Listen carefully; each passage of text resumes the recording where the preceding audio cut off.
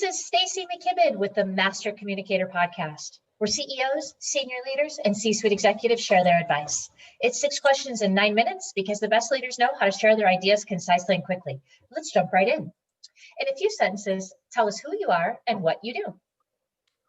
Hi, Stacy. I'm Clem McDavid. I am currently the Chief of Staff at Babel Street, and I'm in Charlotte, North Carolina via previous stops in Georgia and Cambridge, Massachusetts.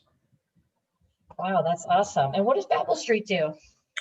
Babel Street is a technology platform where we go out and find whatever it is you're interested in on the internet through billions of sources, and we do so in 200 languages. Holy cat. So sounds like you guys are out there making a difference today.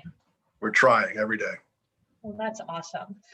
Well, I'll be excited to hear what you have to say about leading through change. And that actually leads me perfectly into my next question, which is, from your perspective, what's the best thing about leading others through change? Yeah, so I think, change is the best thing about leading. To kind of flip that question around a little bit.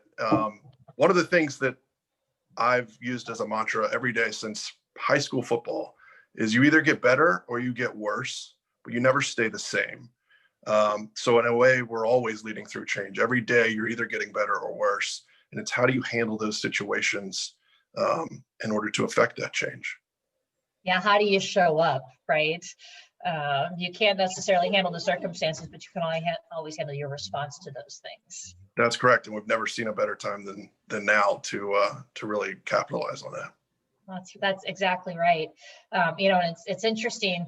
I'll often hear from other leaders, right, that keeping teams engaged kind of during these challenging times and through change, and especially remotely, can be challenging. As a matter of fact, I'm hearing managers are stressed, not being able to see their teams, sometimes driving them crazy with check-ins, right? I'm curious, tell me your thoughts about that and what you've been experiencing. Yeah, I would say that's true for a lot of teams, but that's not a solution. That's the problem, right? So what is what we kind of say about that. Now let's find a problem and a way around that. So whether that's Zooms, whether that's meeting in a backyard, if you work close enough to folks to get in together in their driveway, human interaction we're finding is certainly key. We are pack animals as humans. And a technology and a screen, ironically, that's what we're doing today, can only go so far. I would love to be sitting there in person with you. But it is, once you can define that problem, I need you to find a solution. And I think we are adapting every day to finding a better solution. I like that, because again, you go back and look at what's the solution orientation here. And so your first step is clearly define the problem versus playing whack-a-mole with the issues that you see maybe popping their heads up. That's correct. We were fortunate in my role to be positioned where about 40% of our workforce was already remote. So getting the other 60% on board was not easy, but easier than most. Yeah, we're all forced to do it and figure it out, right? When you have that hard stop, it's like you got to figure it out. That must be a lot like meeting a defensive line in football, right? Well, I was a punter, so I didn't like to meet anybody if I didn't have to. That's great. Great kickers, man. That's a fun position to play. So I'm curious, what piece of advice about implementing change would you give to other leaders? So consult the data. We are getting to be a data centric world, but don't rely on the data is my advice. Consult, but don't rely. Get the whole picture. And generally with leaders who have been in their position, know their business, the data is going to tell a story, but ultimately your gut is probably going to lead you in the right direction. So if you put all of that together, you're going to come out with a decent outcome. I like that. Data plus gut equals decent outcome. That's hopefully the way it works. I like it. What other successful business leaders like yourself do you think should be on the podcast? Well, I appreciate you putting me in that bucket. So I thought about this a little bit, and two of the kind of more influential people that I've had in my professional life, one is my CEO, Jeff Chapman.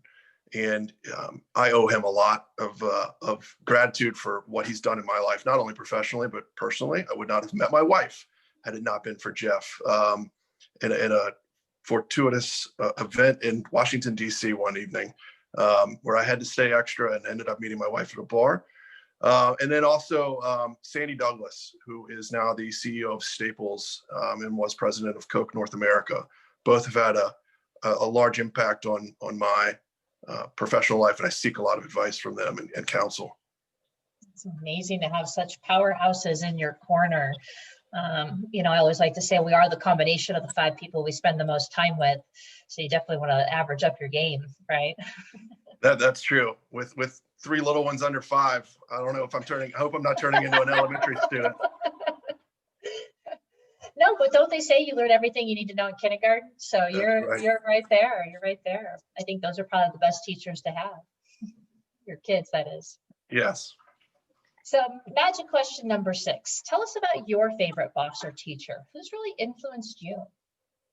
Yeah, that's an easy question for me. So I've had probably the best boss anybody could ever have, and a guy by the name of Hunter Nickel.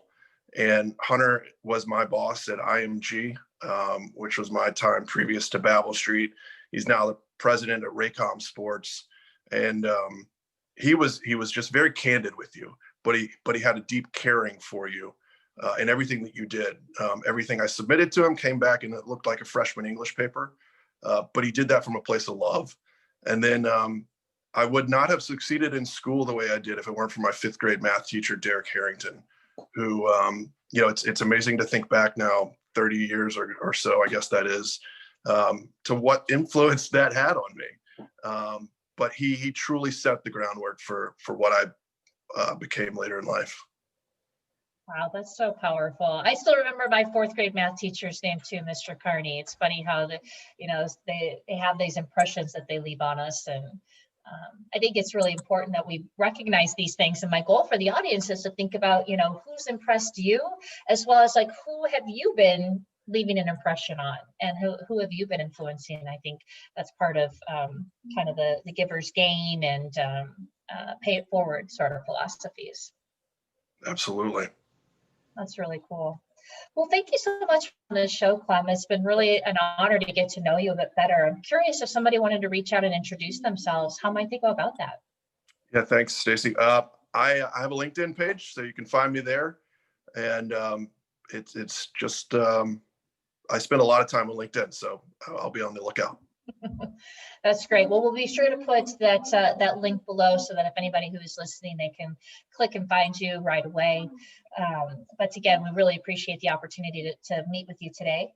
And this is Stacy McKibben with the Master Communicator podcast. For more ideas and insights, please do go check us out at www.concilioteam.com. And we look forward to seeing you again next time. Take care.